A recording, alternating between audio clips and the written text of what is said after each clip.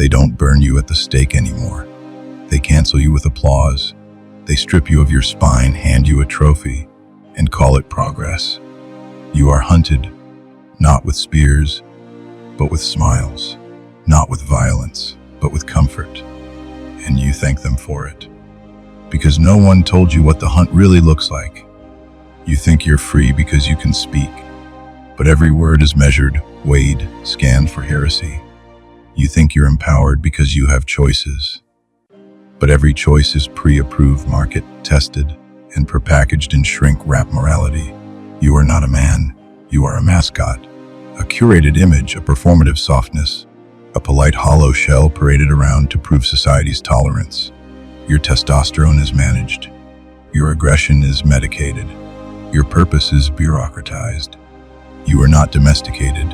You are declawed. And it worked so well, you even started hunting yourself. You began to silence your own fire, to shame your own instincts, to strangle your own vitality in the name of acceptance, peace, equality, growth. Words they weaponized to castrate you clean. Look around, men don't rise. They retreat. They seek not conquest, but compliance. They fear not death, but disapproval. You are being hunted, brother, not for your life, but for your essence. Your dangerous beauty, your raw truth, your unapologetic flame. They do not want you dead. They want you broken, functioning, obedient, smiling. Welcome to the new Colosseum. It's not blood they want anymore. It's submission. And you're expected to clap while they bury your soul under euphemisms. You were made for war, not against people, against falsity, against your own fragmentation, against spiritual seduction, against the invisible war on what makes you whole. And if that sounds violent, good, because peace is not always gentle, and healing is not always soft. Nietzsche once said, "The man of knowledge must be able not only to love his enemies, but also to hate his friends." Let that sink in, because the hunter wears your best friend's smile. He looks like your therapist, your professor, your HR rep. He knows how to speak inclusivity while executing castration. He calls it safety. He calls it wellness. He calls it maturity. But it is spiritual sterilization. And if you don't fight back, not with violence, but with vision, with fire, with the sword of authenticity, you will rot in the cage they dressed up as a kingdom. You'll smile while starving. You'll comply while collapsing. You'll age without ever living. And you'll wonder why you feel so empty, so alien in a world that keeps applauding your erasure. You are being hunted because a free man is a threat to a machine, because sovereignty doesn't submit, because truth cannot be tamed. They taught you to be tame, to apologize for your depth, to silence your edge, to dilute your hunger into something digestible for a sick culture.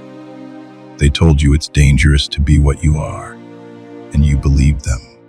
Now, the question is, do you want to keep dying politely, or do you want to be reborn dangerous? Because the wild man is not gone, he's buried, under years of guilt, shame, trauma therapy, conditioning, niceness. But he's not dead, you feel him. When you grit your teeth at bullshit, when you stare into nothing, craving something real, when your whole body screams at the quiet lie you're supposed to live. That is the hunter inside you, the one they fear, the one they tried to erase, and the only way to survive this world is to let him out. Carl Jung warned us, not about politics, not about ideologies, but about the psychic dismemberment of man. He saw it come in a culture that would not kill the masculine with war, but with comfort. Not with swords, but with softness. Not by attacking men, but by convincing them to attack themselves. We are watching this unfold in real time. You've heard the terms toxic masculinity, emotional intelligence. The sensitive modern man sounds noble, feels reasonable, but dig deeper and you'll smell the rot. Because beneath this moral sugarcoating is something darker, a mass spiritual operation designed to amputate anything primal, aggressive, untamed, anything that might resist domestication. This is not about compassion. It's about control. They don't want you to feel. They want you to be manageable. They don't want you sovereign. They want you safe for them. So they feed you therapy, meditation, mindfulness apps, dopamine, safe diets of porn and distraction and platitude. Not because they care about your growth, but because a pacified man is a marketable man. Jung called this the tyranny of the persona. The persona is a mask for the collective psyche, he said. A compromise between the individual and society on what he appears to be. But the danger isn't just the mask. It's that you forget you're wearing it. You mistake your performance for your identity. You trade your instinct for approval. You become what's expected, not what's true. You become acceptable, digestible, powerless. And here's the brutal part, you will be rewarded for it. They will praise your self-awareness. They will celebrate your emotional availability. They will platform your vulnerability. They will clap while you castrate your spirit in public. And you'll confuse it with healing. But this isn't healing. It's surrender. It's slow spiritual suicide, framed as progress. And here's where it gets terrifying. You don't even realize it's happening, because it happens slowly, politely, academically, therapeutically. No blood, no scars, just a numbness, a dull ache in your gut, an emptiness you can't name. You wake up one day, successful, stable, admired, and you feel like a ghost inside your own skin. This is the psychic death of the masculine, and Jung saw it as the inevitable consequence of a culture that values obedience over individuation. Because to individuate, to become a full, integrated man, you must pass through the underworld. You must reclaim your shadow. You must learn how to hold your chaos, your power, your violence, not repress it. You must become whole, not harmless. But no one tells you this, because a whole man can't be sold. A whole man can't be guilted. A whole man doesn't make a good employee. A whole man doesn't sit quietly in the corner of his life, hoping someone hands him permission to live. No, a whole man hunts. He builds. He destroys what is false. He creates what is true. He doesn't adapt to broken systems. He breaks them.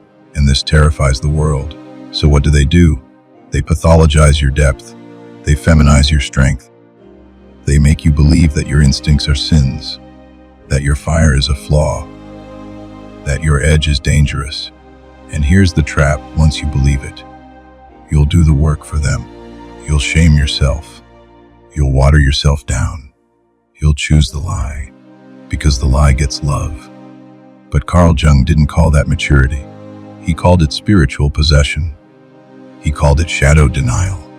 He called it soul fragmentation. You weren't meant to be tame. You were meant to be whole. You were meant to be terrifying in your truth. Not because you hurt others, but because you can't be controlled. And that's what makes you dangerous. That's what makes you free. You are not meant to be neutral. You are meant to be nuclear, contained by character, not fear. The true masculine is not a threat to the world. It's a threat to the world of lies. And that's why they hunt you. Not because you're evil, but because you are not obedient. Now the real question emerges. Will you keep shrinking to survive? Or will you expand until the lie breaks? Because that's the real war. Not between men and women, not between left and right, but between the authentic and the acceptable. You've been taught to choose the latter, but the soul demands the former. And if you choose to betray it, you'll pay. Not with money, not with reputation, but with your aliveness. With that knowing emptiness you can't explain. With that restless hunger that therapy doesn't fix. With that quiet grief that follows you through every success. You think you're depressed. You're not.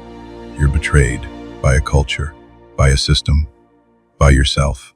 And that ends now. You feel it every day. This sense that something is watching you, not a predator, not a god. Something quieter, colder expectation.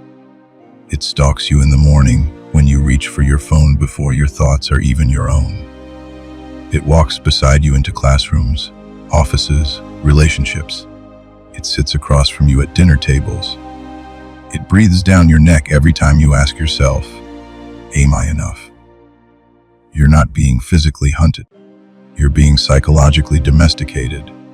And the terrifying part, you've learned to cooperate. Carl Jung said that most suffering is not caused by fate, but by a man's refusal to confront his own soul, not because he doesn't want to, but because he's been trained to fear what he might find. From birth, they hand you a script: be a good boy, be agreeable, don't make people uncomfortable, smile, perform, apologize for your hunger, and like all good children, you obey. This is where the fracture begins. The splitting of the self, the persona, the mask you wear to survive, with a shadow, everything you exile to be loved, and deep beneath both, the self, the man you were born to be before the world told you who to become. Most men never reach that third layer. They die as masks, not because they were weak, but because the world rewards the mask and punishes the man. Jung called this loss of soul, and he meant it literally, not some poetic metaphor, a real psychic disconnection from the source of meaning inside you. And once the soul disconnects, the symptoms start, the emptiness that no achievement fills, a quiet resentment toward everyone you've tried to please, the anxious hunger for validation, followed by disgust when you get it, a life that looks successful on paper but feels like a mausoleum. You scroll, you work, you masturbate, you meditate, but nothing changes, because you're not ill, you're incomplete. This is where Jung and Nietzsche intersect like two blades.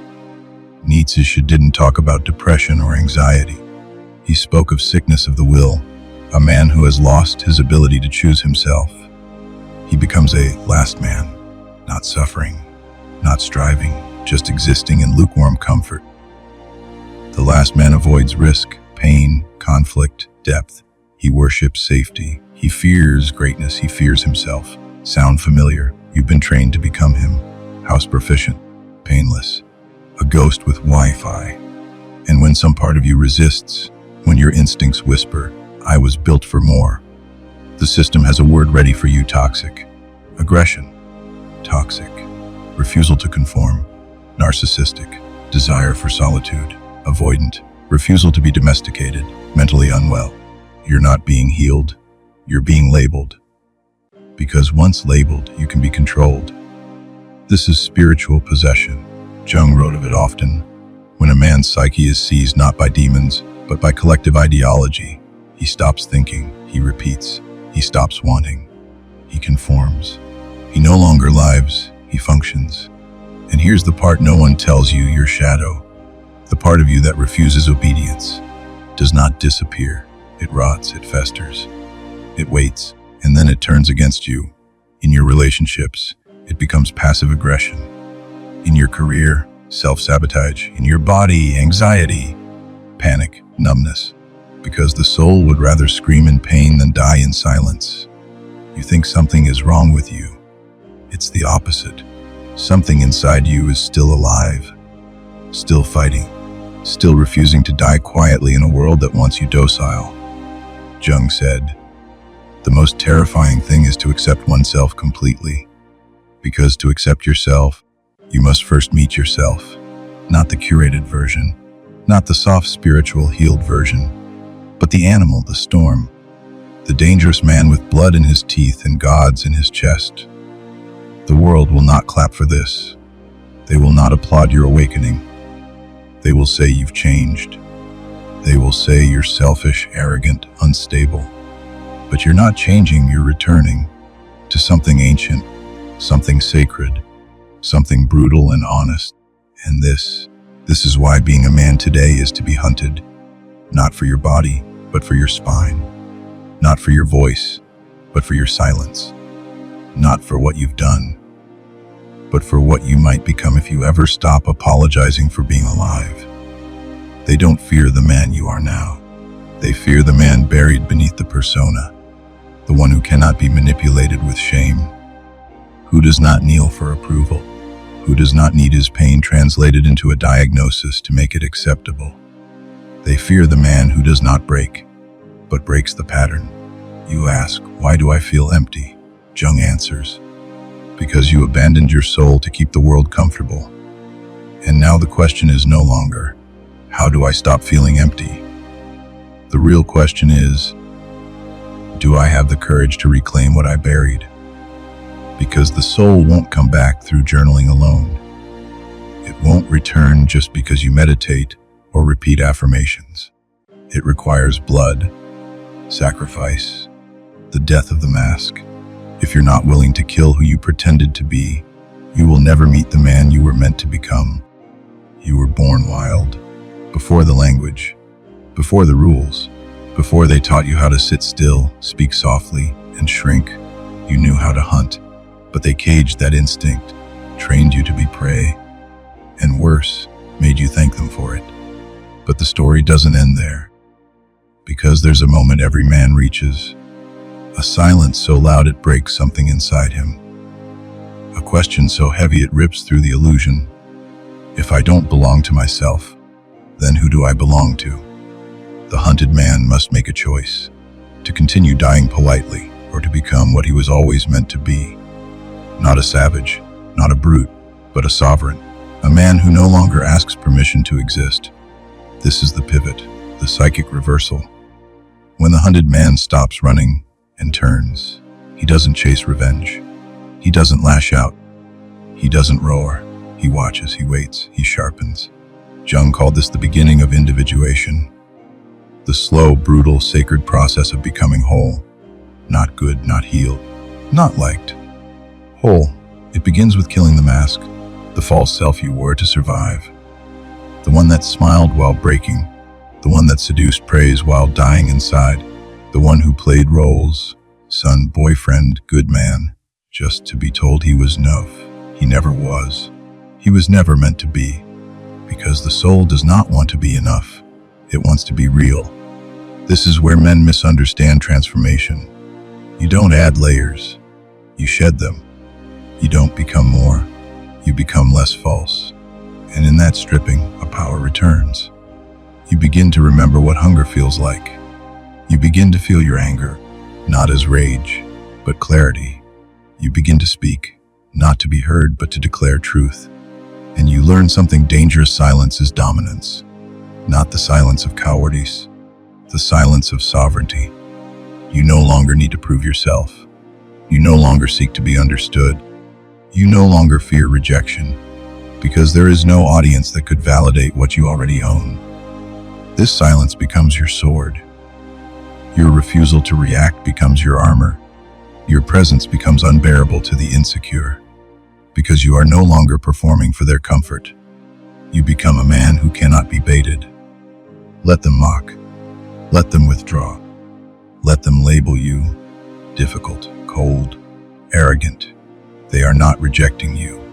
They are recoiling from the absence of your submission. You are no longer food.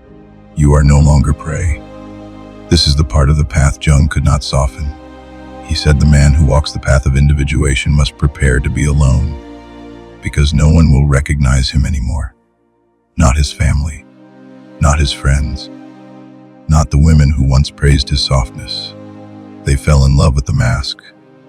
But the woman worth walking beside the sovereign man will not fear his depth. She will not shrink from his silence.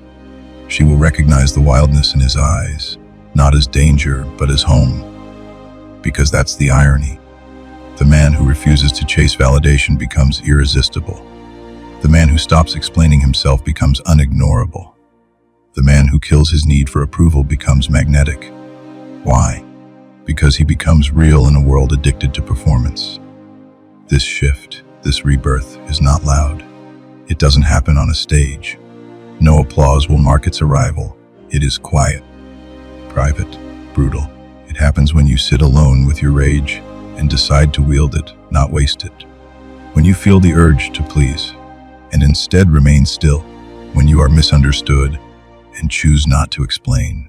When you meet your old, hunted self in the mirror and do not mourn him, you bury him with honor, with fire, with silence, because he brought you this far, but he cannot take you further. Let's be clear. You don't become untouchable by becoming hard. You become untouchable by becoming whole. The broken man pretends to be a rock, stoic, cold, unreadable. But that's not strength. That's fear with a mask on. True power is presence. It's gravity. It's not reaction. It's restraint. It's not domination. It's sovereignty. You are not here to control others. You are here to command yourself. That's the weapon. That's the final evolution of the hunted man. When he becomes the center of his own orbit. Jung called this integration. Nietzsche called it the Obermensch. The Stoics called it virtue. But beneath every word, the essence remains a man who knows himself as a man who cannot be owned. That doesn't mean he's invincible. It means he's rooted. When the world accuses him, he doesn't flinch. When his woman tests him, he doesn't fold. When his inner voices whisper lies, he doesn't obey. Why? Because he doesn't chase peace. He radiates it. Not because life is easy, but because he no longer negotiates with chaos. This doesn't happen by accident. It's trained, sharpened, forged, like a blade, and the forge begins in silence. Silence is your first weapon, not passive silence, but chosen silence. The kind that listens, discerns, absorbs. In silence, you stop performing. You start perceiving. You notice your own scripts. You hear your inherited voices.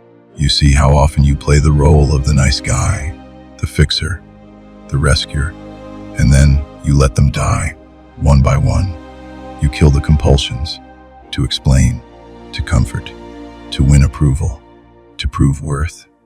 That's the real killing Jung spoke of.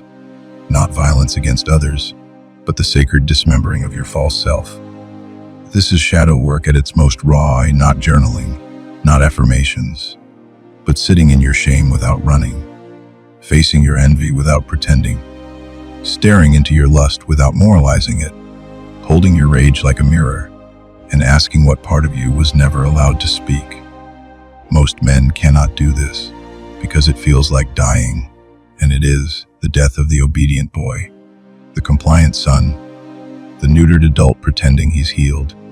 When you kill the inner slave, you resurrect the inner sovereign. Your second weapon is stillness. Stillness is not laziness.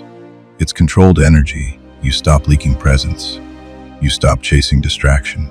You stop over-explaining yourself to the world. You speak when it's time. You move when it's earned. You act with deliberate force.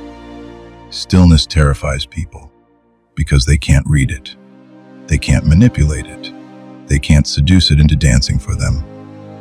That's why stillness is power. It is non-reactivity forged from integration. You no longer respond to bait. You no longer reach for comfort. You no longer need chaos to feel alive. You choose what enters your space. You choose when and how to respond. You move with rhythm, not with panic. Your third weapon is observation. The man who observes is not distracted. He sees the game while others play it. He knows that most noise is bait. He understands that attention is currency, and he guards it like a vault. He watches people betray themselves in real time. He sees through flattery, through performance, through masks. And most importantly, he watches himself. He monitors his triggers. He studies his urges. He notices when the little boy in him wants to speak, and he speaks instead as the king. This is not repression. It is redirection. You don't deny your pain. You alchemize it. Every wound becomes instruction. Every shadow becomes armor. Every fall becomes another scar in your myth. This is what Jung meant when he said, "The privilege of a lifetime is to become who you truly are, not who the world told you to be, not who your parents needed, not who your woman wanted, but who you were before they all named you." That's the weapon, a man fully possessed by himself. He does not react. He does not explain. He does not shrink. He carries his pain like a crown, his solitude like a throne, and his silence like a sword. There comes a moment, quiet, still, absolute, where you must decide if you will remain a memory of who you could have been, or become the man who lives without apology. This is not poetic flair. It's the final trial, the point of no return. You've heard enough, read enough, talked enough. You've consumed the truths, felt the resonance in your bones, nodded along as if agreement alone could liberate you. But liberation demands blood. Not your enemies, your own. The blood of your illusions. The lifeblood of the mask you've worn for survival. The lifeline of the fantasy where you are always understood, always loved, always safe. Kill it. Because you're not here to be understood. You're here to be whole. You're not here to be liked. You're here to see. You're not here to heal what others broke. You're here to choose what stays broken and what must be reborn. This is what Jung meant when he warned us. The shadow you refuse to face will become your fate. And too many men, good men, even great men, have been consumed by the very darkness they refused to confront.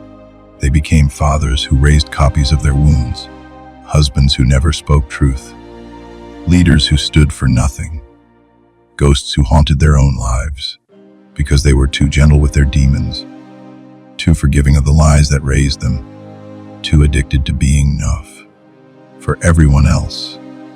You are not meant to be gentle with your shadow. You are meant to wrestle it, bleed with it, speak its name, and master it. Only then can you stand before the mirror without flinching. Only then can you look into the eyes of your woman, your children, your enemies, and speak without trembling. Only then can you die without regret. Not because you were perfect, but because you chose truth over comfort, because you sacrificed who you were for who you were meant to become. So now, I ask you, will you remain the hunted? Forever running, pleasing, explaining, or will you rise? Will you return to yourself as a man stripped of every false layer, every role, every excuse, every script, until only the soul remains? You are being measured, right now, not by the world, but by the deepest part of you. The part that still remembers what it means to be a man, not the domesticated thing they trained you to be, but the sovereign, the overman, the silent warrior with no leash, no label, no need to be known by anyone but himself. And if you hear this now, if you've made it this far, you know this isn't content. This is a summons. You're not a victim. You're a volunteer. You can either answer it or close this window and forget. But don't lie to yourself. The soul never forgets. And the man who walks away from himself once will spend the rest of his life looking for mirrors he's too afraid to stand in front of. Welcome to Archemos. This is the path back to yourself.